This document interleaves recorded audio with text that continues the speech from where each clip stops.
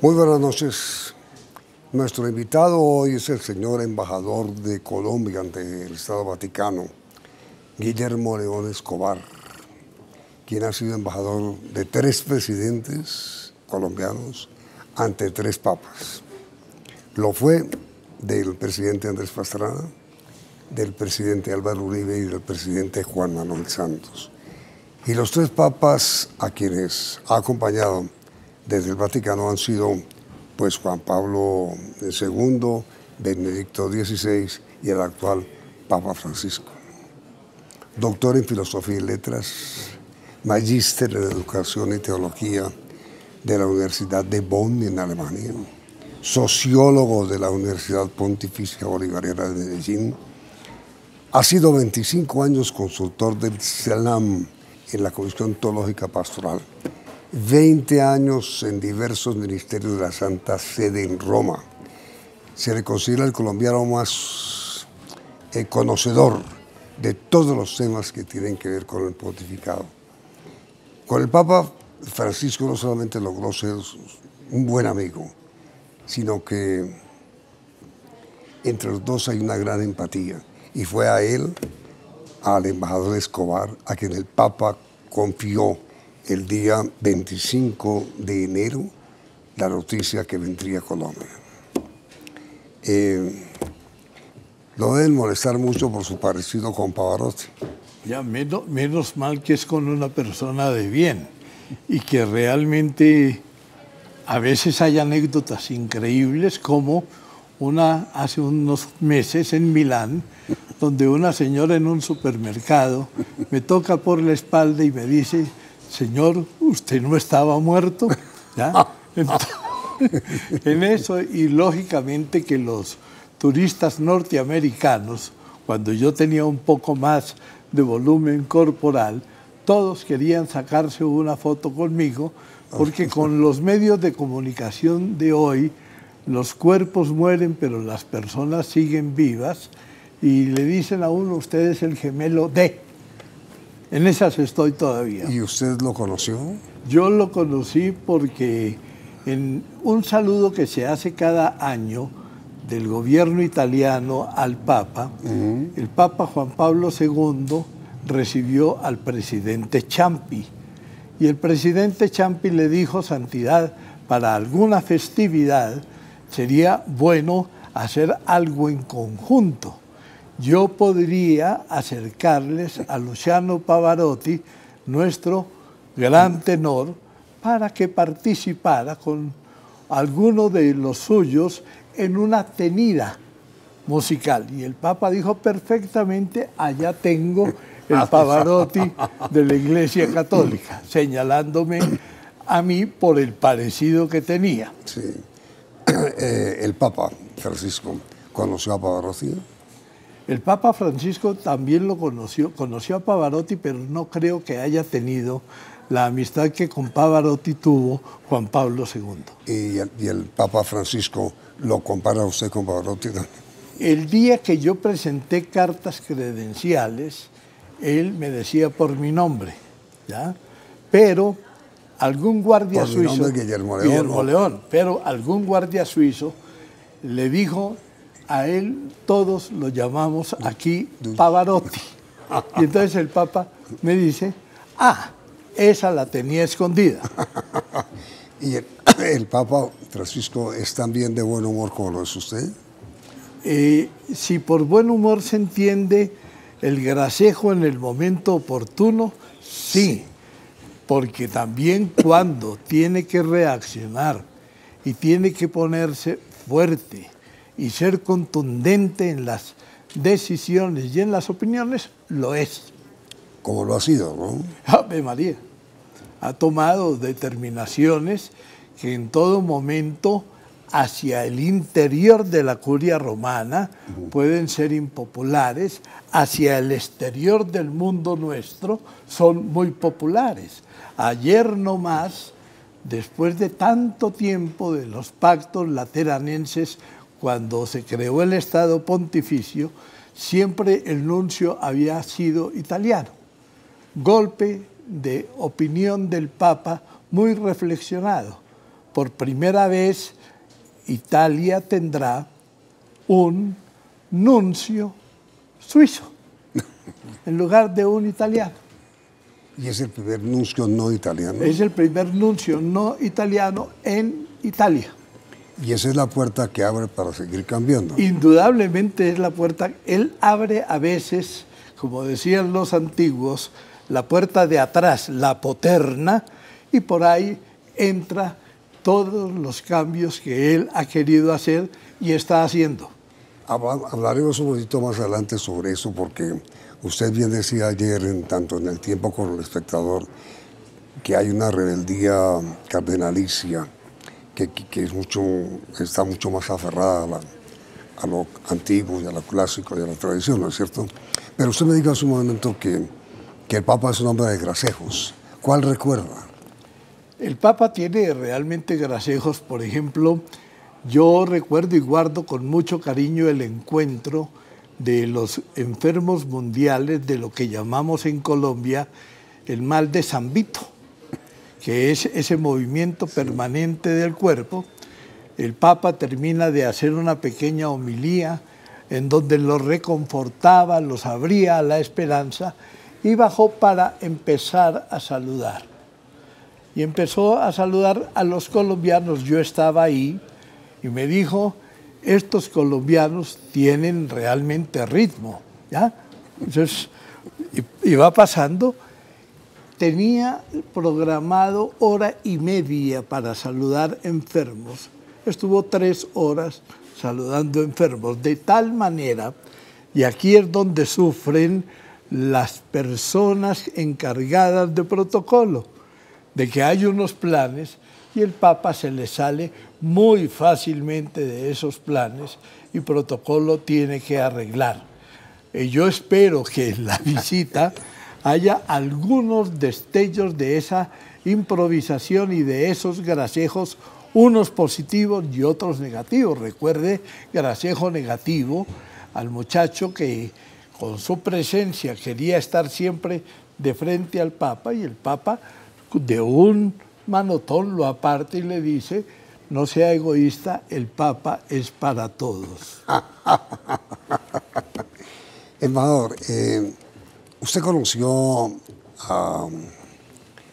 al Papa cuando era seminarista, ¿no? Yo lo conocí ya terminado. Él había hecho la fase de maestrillo en Buenos Aires. En Buenos Aires, y había hecho la teología y ya estaba ordenado después del Concilio Vaticano II, porque es el primer Papa. Lo genial en este caso es que este es el primer Papa que no estuvo en el concilio y es el primer Papa que decidió aplicarlo a fondo. Sí, y que le ha originado sus problemas. Indudablemente que tiene problemas, porque el Papa no ha cambiado nada doctrinalmente.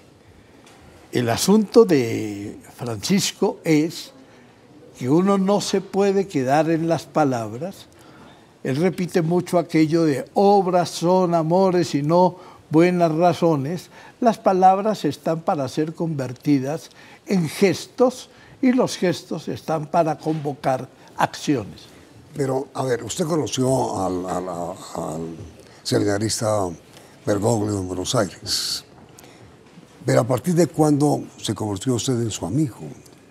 Yo lo vi después como rector del Colegio Máximo de San Miguel. También en Argentina. En Argentina. Lo vi un par de ocasiones cuando el cardenal Guarrachino lo estaba perfilando como su sucesor. Y de repente, cuando Juan Pablo II, contra su costumbre, lo hizo cardenal el mismo día en que hizo cardenal a Pedro Rubiano, y de allí, como un árbol, salió de repente una flor de simpatía, que era Jorge Mario Bergoglio, en la fiesta di Calore, que se llama, y fue un Jorge Mario distinto al anterior en su forma de aparecer, pero más profundo que el anterior en su forma de convencer. Ahora usted dice en su forma de aparecer. ¿Qué fue lo que pasó con Aparecida? Aparecida es uno de los grandes milagros. Hay que entender, Europa se descristianizó.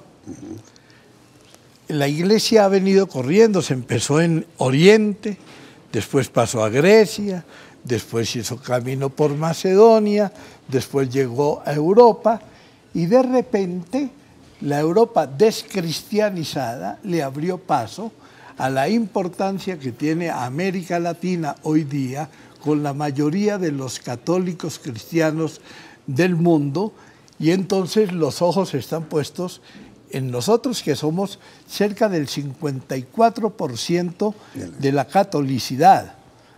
El CELAN venía haciendo una serie de reuniones coincidentes con las visitas de papas.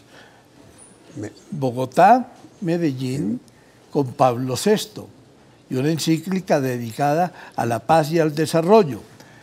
Juan Pablo II, que recién elegido, va a Puebla. Después viene Santo Domingo, y en el momento de la crisis, la Iglesia Latinoamericana cita la reunión de Aparecida para hacer un plan de desarrollo que le permita afrontar el mundo contemporáneo, porque indudablemente estamos ante una disyuntiva: una iglesia sin mundo o un mundo sin iglesia. Pero embajador, ese encuentro del CELAM en Aparecida, en Brasil, ¿no fue una especie como de respuesta a la teología de la liberación?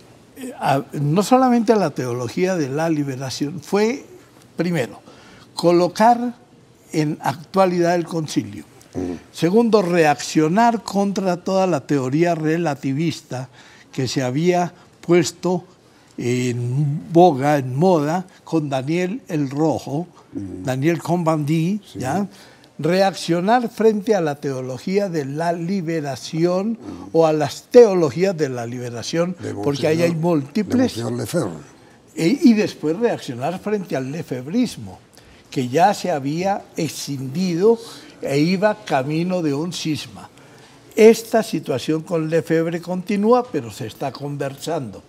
La teología de la liberación se agotó y se aclaró después de Aparecida. El relativismo encontró en Aparecida una respuesta, y el Concilio Vaticano II encontró en Aparecida un camino. ¿Y a quién le encargan redactar el documento?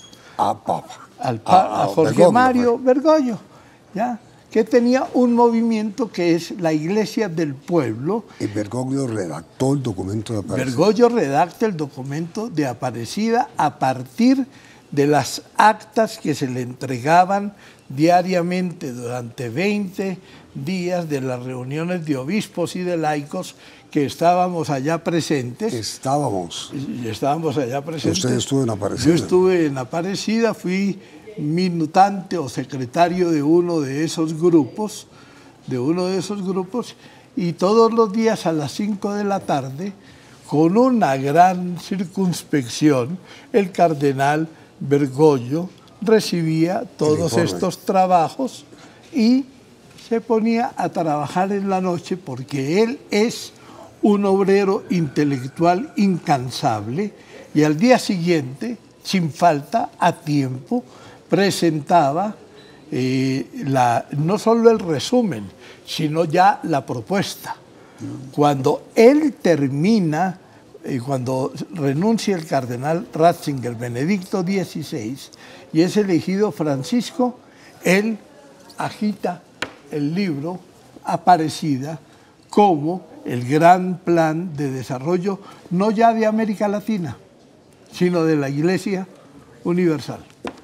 Y después de comerciales, señor embajador, ¿usted qué hacía en Aparecida? ¿Por qué apareció allá inmediatamente después de comerciales?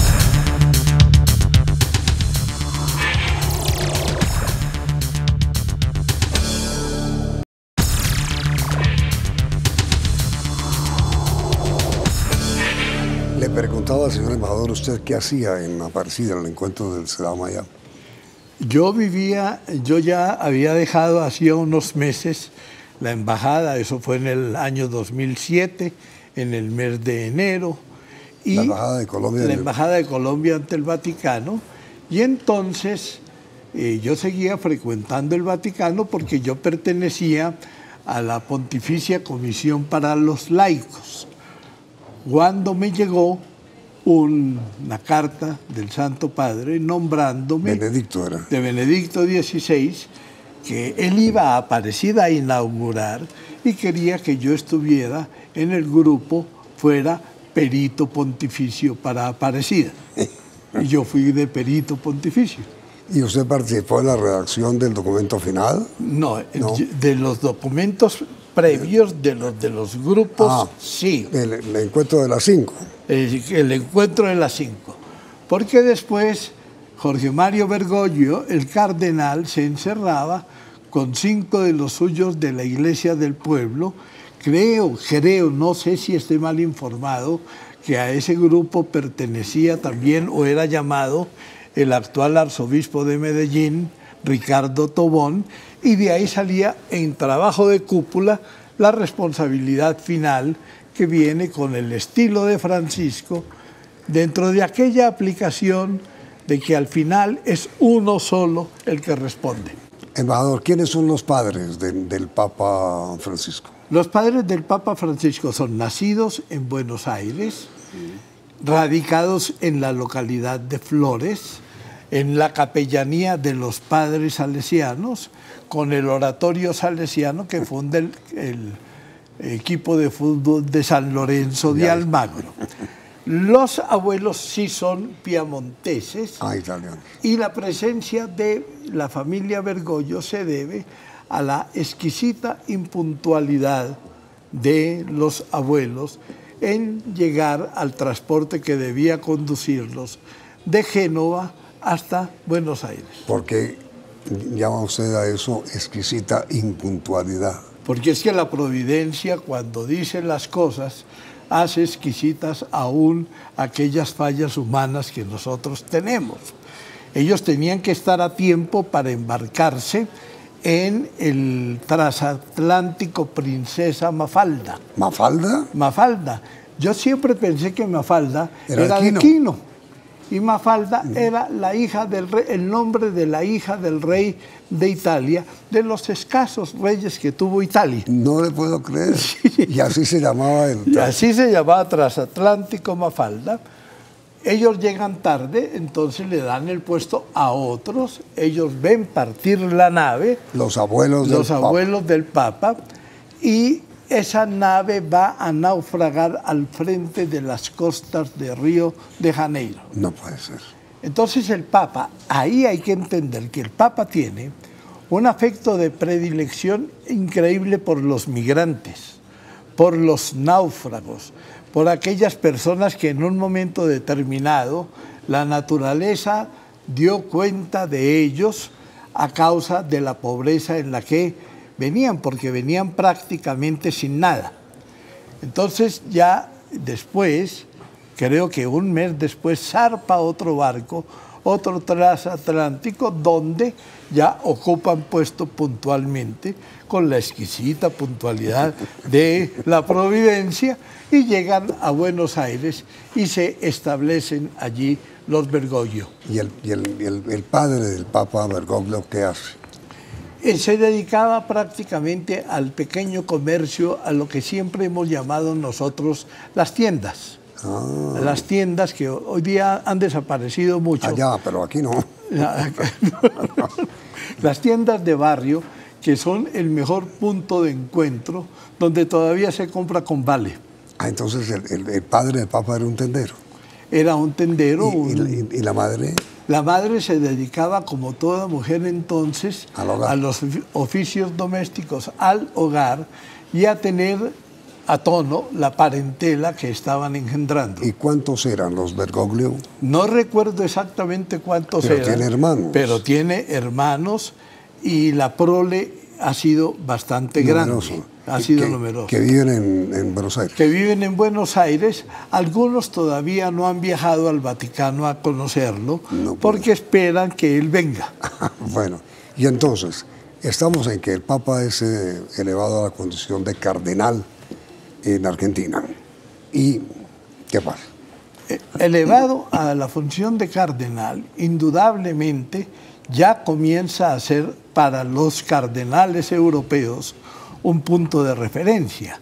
Aquello de ser medio italiano, medio argentino, se debe tomar hoy día como una virtud, en donde las dos partes positivas de lo uno y de lo otro se encuentran, y Bergoglio, como es un gran sociólogo, gran literato, dedicado a la literatura, a la sociología, a la búsqueda de caminos en la ecología, eso le va a traer problemas con los biblistas, con los dedicados a estudiar la Sagrada Escritura, y hay aún hoy día cardenales, algunos, que dicen, si él no sabe teología, ¿para qué se mete?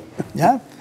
Porque lo que la gente dice es, no necesitaba la Iglesia, después de la gran tarea intelectual de Benedicto XVI, un nuevo intelectual, sino un pastor que reconciliara a la Iglesia con el mundo moderno y hablara el mismo lenguaje que ese mundo habla, para que ese mundo llegue a profesar la misma fe del que le está hablando. Pero usted ha sostenido reiteradamente, señor embajador, que hay un sector del cardenalato pues que no ve con no digo con buenos ojos, sino con mucha simpatía esta devoción del Papa Francisco por la pobreza, la riqueza. La Iglesia debe ser pobre, reitera una y otra vez.